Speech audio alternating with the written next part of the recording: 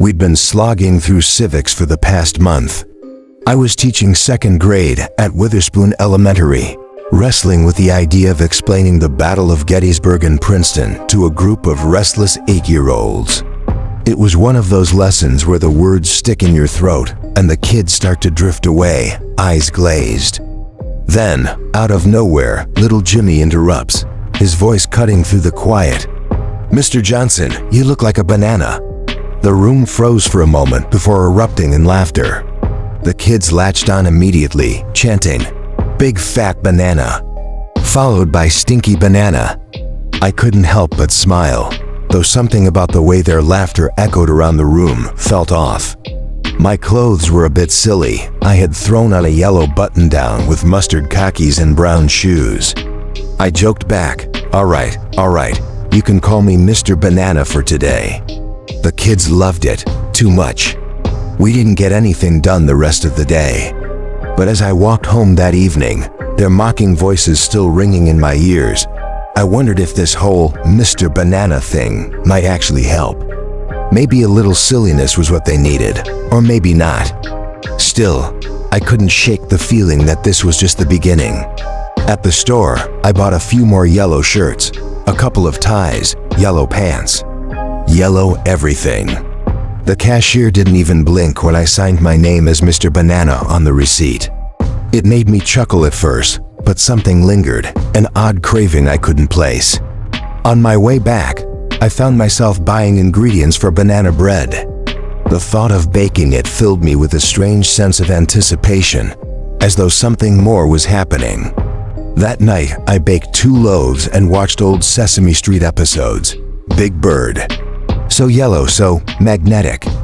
The way he stood out among all those humans, towering above them, always watching, always waiting. I wondered what it would be like to have something that big in my classroom. A giant, looming presence. The thought made me laugh nervously. The banana bread tasted odd, a bit off. I couldn't put my finger on it, but the texture felt wrong. Still, the next day, I came into school dressed head to toe in yellow, pineapple tie. Yellow shoes I spray painted the night before. The kids greeted me with unsettling enthusiasm. "Good morning, Mr. Banana." Every kid got a piece of the banana bread wrapped in plastic. They chewed silently, their eyes on me, almost as if they were waiting for something. The lesson went better than usual, though. They paid attention, each fidgeting with their bread as I showed a documentary on Abraham Lincoln. Maybe they were starting to understand, or maybe it was the bread. The emails from parents started a few days later. "Mr. Johnson, Alice absolutely loves your class," one read.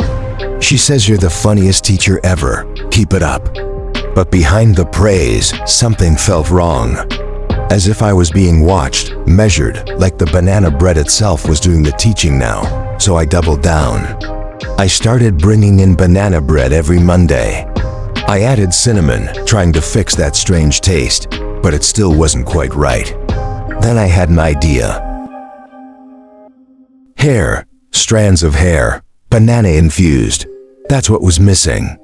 I chopped a few strands from the back of my neck, sautéed them in olive oil, and folded them into the batter. The improvement was immediate. The texture, the taste. Everything clicked into place. The kids devoured it. They stared at me, wide-eyed, waiting for more. Principal Dole pulled me aside the next day, his smile unnervingly wide. "Mr. Johnson, I've heard great things about your fruit-themed lessons. The kids are excelling. Keep it up, and tenure's in your future." Tenure. I smiled back, but something gnawed at me. That night, I watched a documentary about Chiquita brands and the horrors of the banana industry. Exploited workers. Ships filled with cocaine, corruption. I wrote them a letter, pouring my thoughts into it, my theories on education, bananas, everything. I sent it to their customer service, not expecting much. Then, a few days later, my phone rang. "Mr. Johnson, this is Sophie from the local news. We got a tip from Chiquita. Can we schedule an interview?" When the article came out, it was surreal. My face, painted in yellow, loomed large on the cover, the headline screaming, "Mr. Banana peels away the doubters." The kids stood behind me, their expressions blank, almost vacant. And now, every Monday, they sit quietly, chewing on their banana bread. Watching, always watching. I watched my segment that Sunday. It was just a few awkward minutes of my teaching voice, spliced with interviews of me, Principal Doyle, and a few parents. Apparently, some other schools were picking up on the trend. There was a Mrs. Strawberry, a Mr. Blueberry.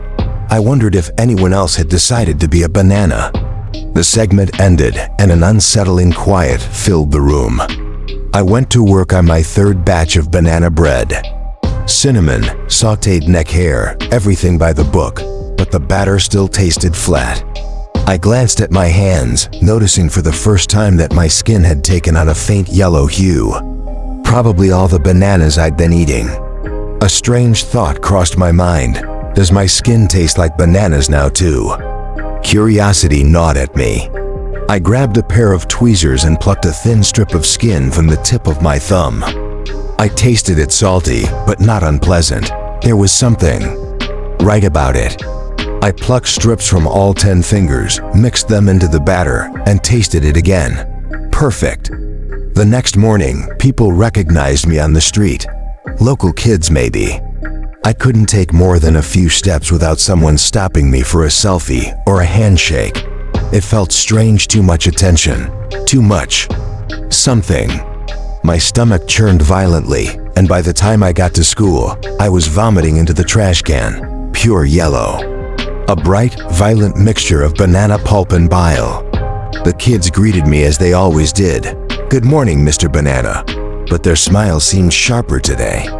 I wrote the banana fact of the day on the board, the chalk feeling wrong against my skin. After the Pledge of Allegiance, I handed out the usual slices of banana bread. I wondered if the kids would still eat it if they knew a piece of me was baked into each bite. But I kept that to myself. They didn't need to know how the magic worked. That night, I got an email from Mrs. Goldman. "Good evening, Mr. Johnson. Congrats on your 15 minutes. Alice just loves having a famous teacher. But just a heads up, she found a hair in her banana bread. Please be careful. We don't want her to get sick." I stared at the email, my pulse quickening. I went to the bathroom and looked at myself in the mirror. My skin was almost glowing. I styled my hair into a pointed curve at the top of my head, mimicking a banana stem. For a moment, as I turned sideways, my reflection vanished. No face, no features, just smooth, ripe yellow skin. I peeled off my clothes, trembling. I needed to know. I took a knife from the kitchen and made a small incision in my forearm. Blood oozed out, immediately dark purple, like rotten fruit. I sliced the other arm and sat there, watching the blood drip onto the floor. Hours passed, the world fading into a brown metallic crust around me. The next morning, I showered, ate a banana, and put on my usual yellow outfit.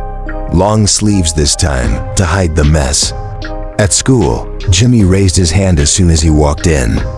"Mr. Banana, what happened to your hand?" I glanced down at my bandaged left hand. "Oh, this? Just a kitchen accident. Nothing to worry about. And those scratches on your arms?" Jimmy pressed. I looked down. My arms were crusted with dried blood, the old cuts opening again. I hadn't noticed. "Don't worry, kids. Let me run to the bathroom. I'll clean up."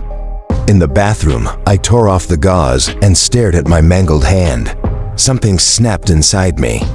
I slammed my fist against the hand dryer, again and again, until every bone shattered, each crack reverberating through my skull. The pain felt distant, like it belonged to someone else. I must have blacked out. When I came to, there was a faint whisper behind me. I turned around slowly. There, standing in the corner, was a banana. Slightly bruised, but its yellow skin gleamed under the harsh fluorescent lights. It had sharp lines protruding from the stem, and as it turned sideways, it revealed a perfect, unnerving curvature. Its mouth twisted into a smile. How do I look? I walked toward it, closer and closer. until my nose pressed against the cold, reflective glass of the bathroom mirror. I said, "You're beautiful." He leaned in, his skin smooth and cold like wax. His lips touched mine soft, yet wrong, like something not meant to exist.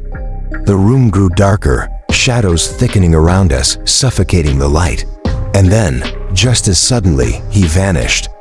I stood there alone, the taste of something bitter and unfamiliar lingering on my lips, like a kiss that had never really happened.